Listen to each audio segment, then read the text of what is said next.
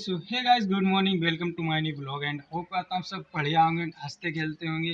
तो गाइस आज का सीन कैसा कि गाइस आज मैं बहुत खुश हूँ क्योंकि हमारे 3 के सब्सक्राइबर कंप्लीट हो गए। तो शुक्रिया बोलना चाहता हूँ, दिल से थैंक बोलना चाहता हूँ। एंड आप लोगों का प्यार और सपोर्ट की वजह से हमारे 3 के गाइस कंप्लीट हो गए। तो ऐसे ही गाइस प्यार और सपोर्ट बनाए रखिए। एंड काफ़ी जल्दी हमारे ये सब्सक्राइबर कंप्लीट हो गए क्योंकि हमने 1 मंथ से ब्लॉगिंग स्टार्ट कर दी थी। तो हमारे 1 मंथ में 1 डेढ़ मंथ में हमारे 3 के सब्सक्राइबर कंप्लीट हो गए, वो भी आप लोगों की वजह से। एंड आप लोगों ने हमें इतना प्यार किया, इतना प्यार दिया एंड सपोर्ट किया एंड वीडियो पे अच्छा रिस्पांस हमें मिला, तो काफ़ी खुश हूँ। और ऐसे ही गाइस प्यार और सपोर्ट बनाए रखिए। एंड अभी गाइस धूप भी बहुत तेज़ है गाइस, अभी सुबह के बज रहे होंगे शायद 9 बज रहे होंगे। तो अभी धूप भी बहुत तेज़ है।